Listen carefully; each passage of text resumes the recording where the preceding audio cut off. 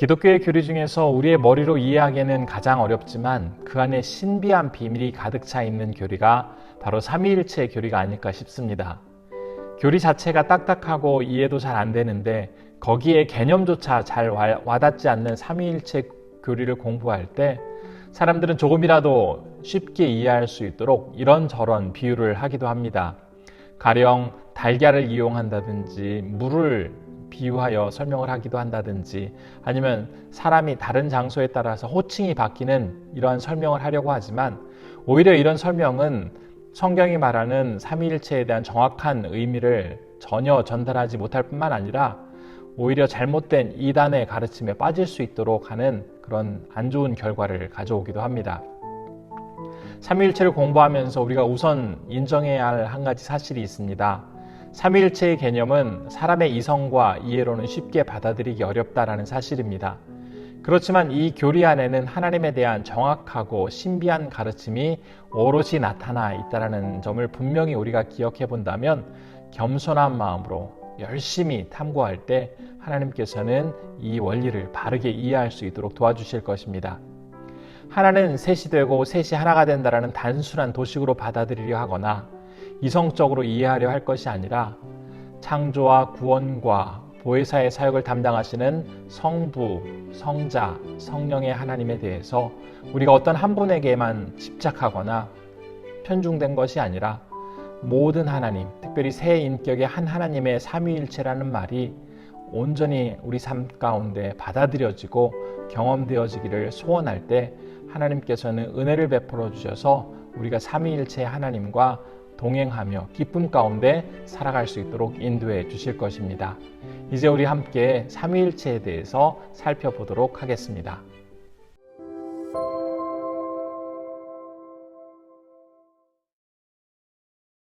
왜 삼위일체 교리를 아는 것이 중요할까요? 첫 번째로는 기독교의 핵심 교리로 하나님에 대한 바른 시각을 갖도록 도와주기 때문입니다. 한 분이신 하나님께서는 함께 사역하시면서도 특별히 인간 구원에 있어서는 계획과 완성과 적용에 있어서 삼위의 하나님께서 각자 주도적으로 하시는 사역들이 있습니다. 이런 삼위일체 하나님에 대한 자세한 이해가 있을 때 하나님에 대한 정확한 시각을 우리는 가질 수가 있습니다. 두 번째로는 예수 그리스도의 십자가의 구원이 얼마나 소중한지를 깨닫게 됩니다. 하나님이신 예수님께서 우리를 위해서 십자가에서 대속의 제물로 죽으심으로써 우리의 모든 죄를 다 용서해 주셨다라는 이 사실은 참으로 놀라운 사건입니다. 세 번째로는 같은 신앙을 고백하는 공동체 안에서 누릴 수 있는 풍성함을 우리는 경험할 수 있게 됩니다. 삼위일체에 대한 같은 믿음을 가진 사람들이 이루는 공동체 안에서 함께 신앙생활하고 다양한 영적 기쁨과 유익을 누리면서 살아갈 수 있게 됩니다. 그렇다면 우리는 삼위일체에 대해서 어떻게 정의를 할 수가 있을까요? 바로 하나님은 한 분이시며 성부, 성자, 성령, 삼위로 영원히 존재하시는데 이 삼위는 각각 완전한 하나님이시다라고 정의를 할 수가 있겠습니다. 종교개혁자 존 칼빈은 삼위일체의 교리 중에서 성부와 성자에 대해서 이렇게 표현을 하고 있습니다. 그리스도는 하나님이라 불리며 성부와의 관계에서는 성자라고 불린다. 그리고 성부는 하나님이라 불리고 성자와의 관계에서는 성부라고 불린다. 그리고 아버지라고 불린 분과 아들이라고 불린 분은 동일하신 하나님이시다. 하나님의 존재 자체를 이야기하는 삼위일체 교리는 인간의 이해 능력을 벗어난 개념이기 때문에 지성으로 완전히 이해할 수 없습니다. 그럼에도 불구하고 이 용어를 사용하고 있는 이유가 무엇일까요? 그 이유는 한 분이신 하나님이 세 인격으로 존재하신다라는 삼위일체의 개념이야말로 성경이 말하고 있는 하나님을 가장 정확하게 인식할 수 있도록 도와주는 용어입니다. 따라서 삼위일체 교리에 대해서 배우게 될 때 그 비밀을 전부 다 알 수 없다 할지라도 최소한 하나님에 대해서 잘못 이해하는 오류는 우리가 막을 수 있기 때문에 삼위일체 하나님에 대한 정확한 인식이 우리에게 필요하겠습니다.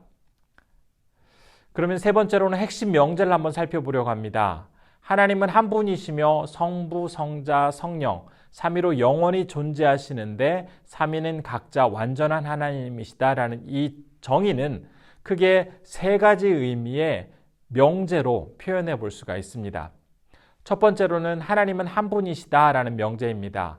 신명기 6장 4절에서는 이스라엘아 들으라, 우리 하나님 여호와는 오직 유일한 여호와시니 라고 밝히고 있습니다.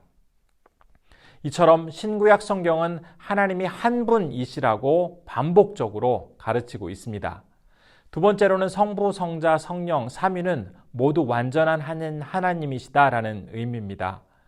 하나님은 분명히 한 분이십니다. 그러나 성경은 성부 하나님이 계시고 성자 하나님이 계시고 성령 하나님이 계시다라고 말씀을 하고 있습니다. 이 사실은 단순하게 믿음으로 우리는 받아들여야 합니다. 주님께서 어떤 그림을 그린다든지 인간이 알아들을 수 있도록 이거를 표현하지 않으셨듯이 그 신비를 우리는 믿음으로 받아들이는 자세가 무엇보다도 중요합니다. 아버지는 완전한 하나님이시고 예수님도 완전한 하나님이시고 성령님도 온전한 하나님이십니다.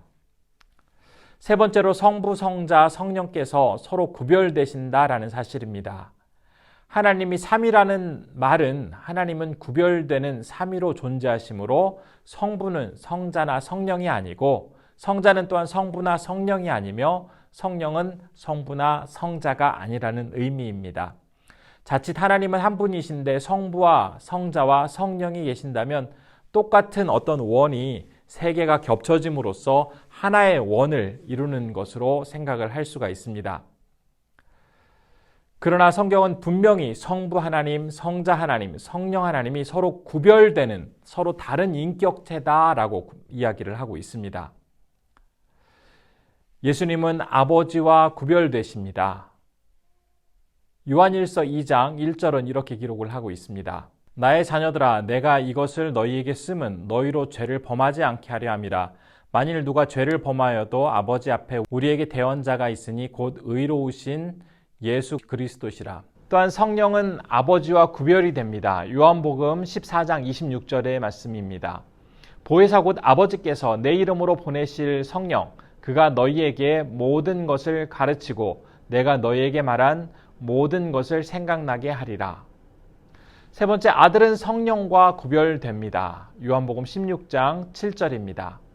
그러나 내가 너희에게 실상을 말하노니 내가 떠나가는 것이 너희에게 유익이라. 내가 떠나가지 아니하면 보혜사가 너희에게로 오시지 아니할 것이요 내가 가면 그를 너희에게 보내리니. 우리가 네 번째로 이제 살펴볼 것은 삼위일체 교리의 역사입니다. 교회는 일찍부터 새 위격으로 존재하시는 하나님을 고백하고 예배를 하였습니다.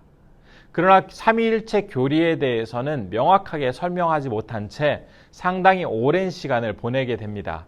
그러다가 2세기경 교부 터툴리안이 처음으로 삼위일체의 개념을 이야기하게 됩니다. 터툴리안은 삼위일체 하나님을 언급할 때 한 본체와 세 인격으로 표현을 합니다.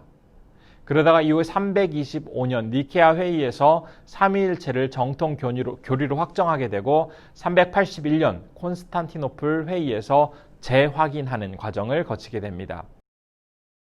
초대교회에 난무했던 많은 그 하나님에 대한 잘못된 이해와 가르침에 맞서서 성경이 말하고 있는 하나님에 대한 정확한 개념과 이해가 무엇인지를 고심한 끝에 마침내 삼위일체 교리가 마련되어서 교회의 전통으로 받아들여지게 되었습니다.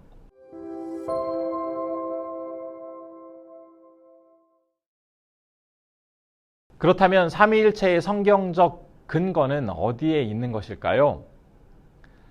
한 가지 제가 문제를 드리도록 하겠습니다. 구약 성경과 신약 성경에서는 삼위일체라는 표현이 몇 번이나 등장을 할까요? 10번? 100번? 아니면 300번 이상? 정답은 한 번도 나오지 않는다입니다. 하지만 삼위일체라는 이 용어는 정확하게 기록되어 있지 않다 할지라도 새 인격을 가지신 한 분의 하나님의 의미를 표현하는 그러한 말씀이 여러 곳에 있습니다. 첫 번째로는 하나님 자신을 복수로 표현을 하고 있습니다. 창세기 1장 26절입니다.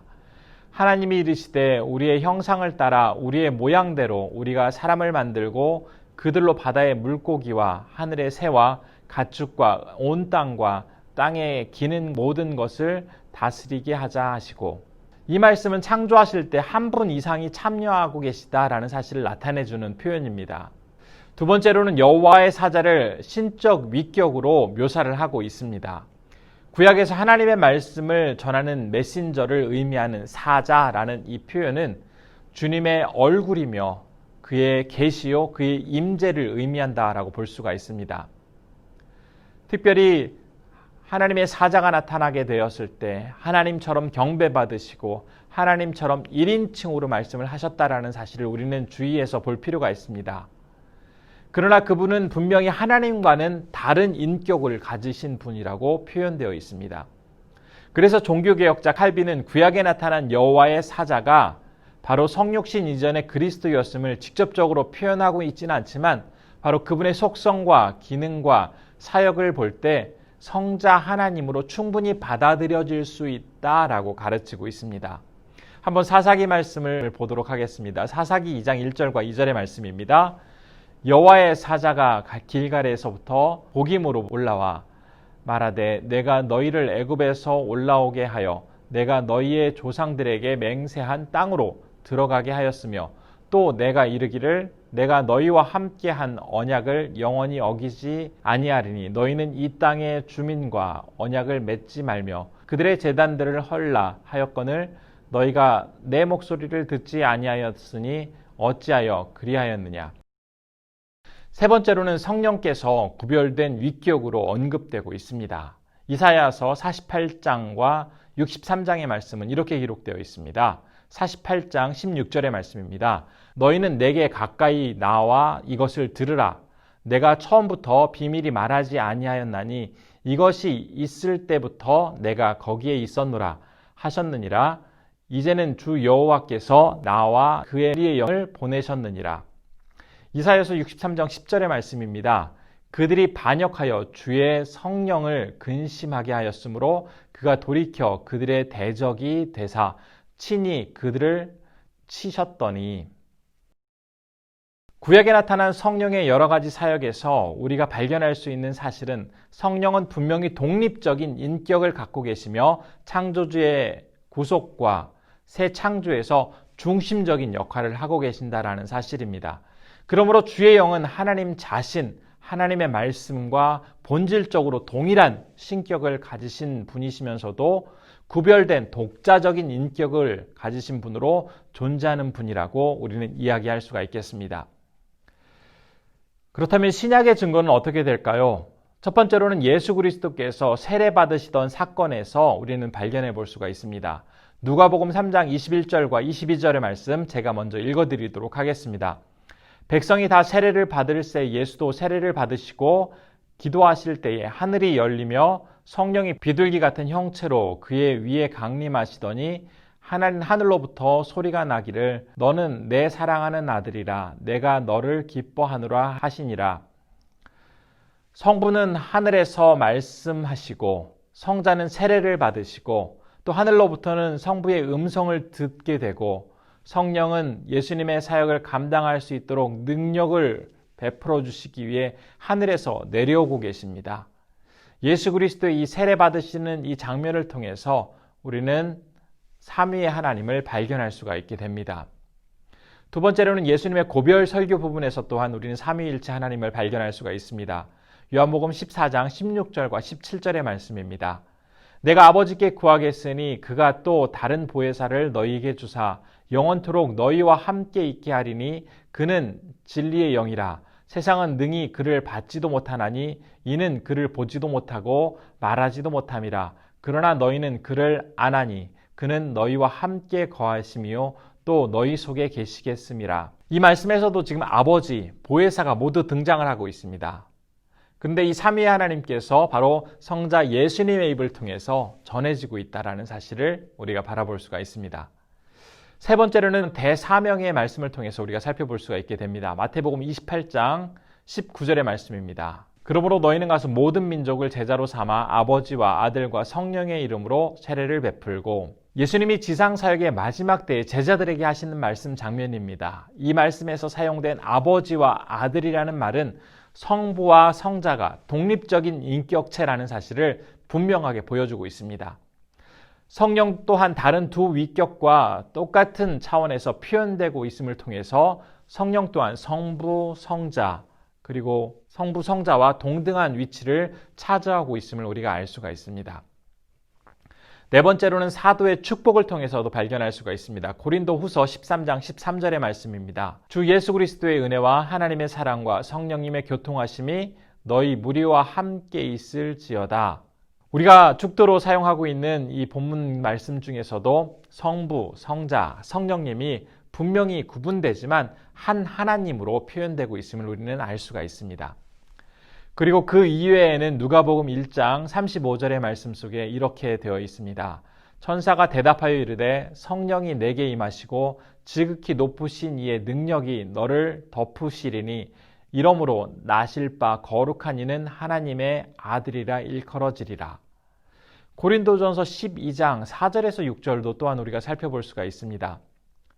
은사는 여러 가지나 성령은 같고 직분은 여러 가지나 주는 같으며 또 사역은 여러 가지나 모든 것을 모든 사람 가운데 이루시는 하나님은 같으니 이처럼 성경 곳곳에서는 성부, 성자, 성령, 삼위 하나님께서 각자의 인격을 가지고 계시지만 결국 한 하나님이라는 표현을 사용하고 있는 것을 발견할 수가 있습니다.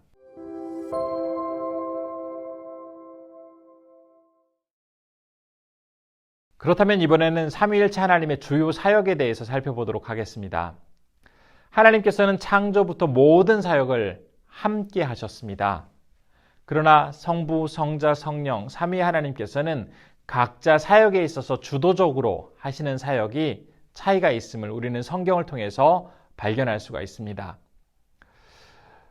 예를 들어서 인간을 구원하시게 될 때 성부 하나님께서는 인간의 구원의 계획에 대해서 주도적인 사역을 하셨고 성자 하나님께서는 인간의 구원을 실행하시고 완성하셨습니다.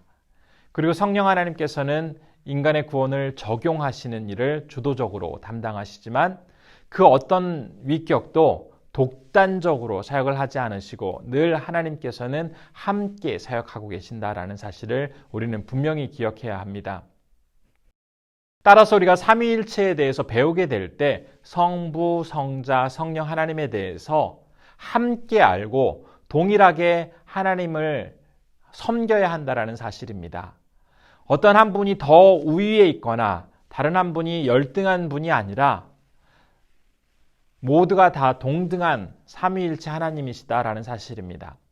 그래서 누군가가 성자 예수님만을 강조한다거나 혹은 성령 체험이나 성령의 은사만을 강조한다거나 구약의 하나님만을 높이고 있다 한다면 그런 가르침은 삼위일체에 대해서 정확하게 적절하게 가르치는 가르침이 안 됩니다.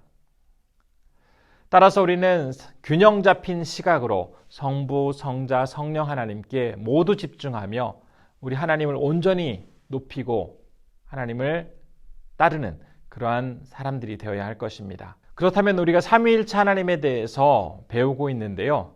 우리가 기도를 할 때 그럼 어떻게 기도를 해야 할까요? 아마 이 부분을 궁금해하시는 분들도 많이 계실 것입니다. 삼위일체 하나님에 대해서 바르게 이해할 때 우리는 기도도 정확하게 할 수 있게 됩니다. 에베소서 3장 14절부터 19절 말씀 좀 길긴 하지만 제가 이 말씀을 우선 읽어드리도록 하겠습니다. 이러므로 내가 하늘과 땅에 있는 각 족속에게 이름을 주신 아버지 앞에 무릎을 꿇고 비노니 그의 영광의 풍성함을 따라 그의 성령으로 말미암아 너희 속사람을 능력으로 강건하게 하시오며 믿음으로 말미암아 그리스도께서 너희 마음에 계시게 하시옵고 너희가 사랑 가운데서 뿌리가 박히고 터가 굳어져서 능히 모든 성도와 함께 지식에 넘치는 그리스도의 사랑을 알고 그 너비와 길이와 높이와 깊이가 어떠함을 깨달아 하나님의 모든 충만하신 것으로 너희에게 충만하게 하시기를 구하노라. 우리가 열심히 기도를 하긴 하지만 삼위일체 하나님의 본질을 잘 알지 못한 채 기도하기 때문에 때로는 기도를 추상적으로 한다거나 잘못 구하는 경우도 많이 있습니다. 하지만 삼위일체 하나님에 대한 바른 이해가 있게 된다면 우리는 올바른 기도를 할 수 있게 됩니다. 그러면 어떻게 기도를 할 수가 있을까요? 주님의 기도에서 살펴볼 수 있었던 것처럼 우리가 맨 처음 기도할 때 성부 하나님을 불러야 합니다. 성부 하나님의 이 존재 자체에 대해서 찬양하고 또 하신 일에 대해서 감사해야 합니다. 죄에 대한 용서와 인도하심을 요청하면서 우리에게 필요한 모든 것을 공급해 주시는 선하고 지혜로우신 하나님께 모든 영광과 또한 감사를 드리고 또한 우리가 필요한 것을 간구하는 그런 기도를 드려야 됩니다. 성자 하나님께서는 우리를 구원하시기 위해 하셨던 모든 일들에 대해서 감사의 기도를 드려야 합니다. 또한 다시 오실 주님을 기다리며 재림의 주님에 대한 영광과 찬양을 올려드리는 것이 필요합니다. 또한 여전히 이 땅 가운데 구원의 적용을 이루시는 성령 하나님께는 이 당신의 사역을 온전히 선하게 이루어 가시도록 간구할 수가 있습니다. 또한 믿음의 자녀들이 하나님 보시기에 합당한 삶을 살아갈 수 있도록 도와주시고 인도해 달라고 직접 간구할 수 있는 그런 자격도 주어지게 됩니다. 그리고 모든 기도는 우리의 중보자 되시는 예수 그리스도의 이름으로 온전히 하나님께 드려지게 됩니다. 따라서 우리가 삼위일체 하나님의 각자의 그 사역과 그 하나님의 독특한 역할들을 기억한다면 보다 구체적으로 하나님께 구할 수 있게 됩니다.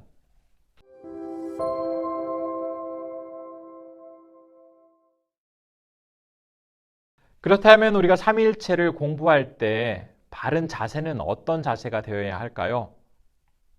첫 번째로 삼위일체는 논쟁의 대상이 아니라 경외심을 가지고 신앙을 고백하는 교리가 되어야 합니다. 삼위일체는 오직 신앙의 대상이기 때문에 이성의 판단으로 그 신비를 파악하는 것은 불가능합니다. 하지만 이성이 건널 수 없는 그곳을 신앙은 헤엄쳐 건널 수가 있습니다. 이 신비한 교리는 인간의 이성에 반하는 것이 아닙니다. 이성을 초월하는 개념이기 때문입니다. 비록 우리의 이성으로는 알 수 없지만 하나님께 속한 지식이 있다면 우리는 이것을 믿음으로 받아들여지게 됩니다. 우리는 성경에 게시된 놀라운 사실 앞에서 경외와 존경의 마음을 가지고 겸손히 하나님을 사랑하고 이 교리를 받아들이도록 해야 할 것입니다. 두 번째로 삼위일체 교리는 하나님을 찬양하고 예배하는 신앙의 고백의 교리입니다. 삼위일체에 대한 이해를 통해서 악하고 타락한 인간을 사랑하신 하나님께서 인간을 구원하시기 위해 당신께서 친히 이 땅에 오셔서 인간을 위해서 십자가의 대속물로 아낌없이 생명을 내어주셨다라는 이 사실, 그러므로 인간의 죄가 깨끗하게 용서받을 수 있다는 사실은 너무나 놀라운 은혜입니다. 따라서 하나님께서 우리 인간을 위해서 베풀어 주신 놀라운 은혜를 생각해 보면 삼위일체 하나님을 찬양하고 예배하며 믿음으로 신앙을 고백할 수 있게 됩니다. 그런데 삼위일체에 대한 잘못된 가르침도 있습니다. 어떠한 가르침이 있을까요? 첫 번째로는 양태론이라는 가르침입니다. 사벨리우스주의라고도 불리는 이 이론은 삼위의 존재를 부인하고 성부, 성자, 성령은 한 하나님이 구약, 신약, 교회 시대의 새 시기를 통하여 세 가지 양태로 자신을 계시하시고 역사하신다라고 주장을 하고 있습니다. 삼위의 구별을 인정하지 않고 있습니다. 두 번째로는 삼신론입니다. 삼신론은 삼위를 지나치게 분리하여서 하나님은 딱 세 분이시다 라고 주장을 하고 있습니다. 바로 몰몬교가 이러한 가르침을 전하고 있습니다. 세 번째로는 아리우스주의입니다. 아리우스주의는 성자와 성령의 완전한 신성을 부인하며 성부가 성자와 성령을 창조하셨다라고 주장을 합니다. 여호와의 증인의 모체가 되는 주장입니다. 이 이론에는 성자 종속론이라는 개념이 포함되어 있습니다. 성자 종속론은 성자는 하나님이시지만 그럼에도 그 존재의 속성은 성부와 동일하지 않고 성부보다 열등하며 성부에게 종속되어 있다라고 가르치는 이론입니다. 그리고 양자론이라는 개념도 있습니다. 양자론은 예수는 흠이 없이 사신 평범한 인간이었는데 성부께서 양자로 삼으시고 그에게 초능력을 주셨다라는 입장입니다.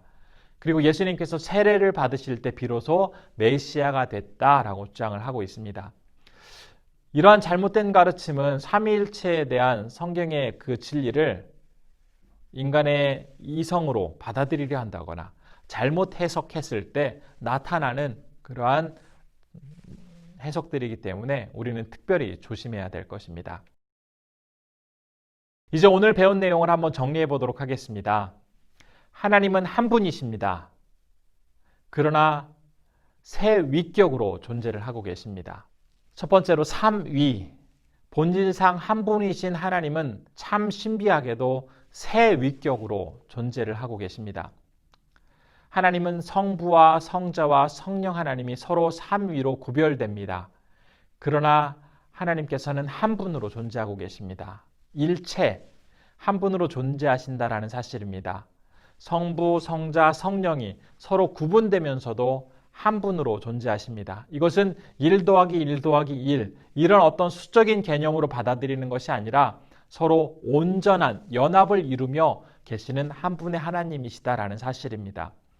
성부, 성자, 성령 이 세 위격으로 존재하시는 한 분의 하나님께서 오늘도 여전히 살아계셔서 나를 붙들어 주시고 이 세상과 온 우주 만물을 주관하시며 장차 우리가 맞이할 이 종말을 이루어 가시는 분이라는 사실을 분명히 기억할 때 매 순간 하나님은 온전히 우리에게 경험되어질 수 있고 우리는 더욱더 깊이 하나님을 알아갈 수 있게 됩니다. 삼위일체 하나님의 이 놀라운 은혜가 우리 성도님들께 온전히 임하기를 진심으로 소원합니다.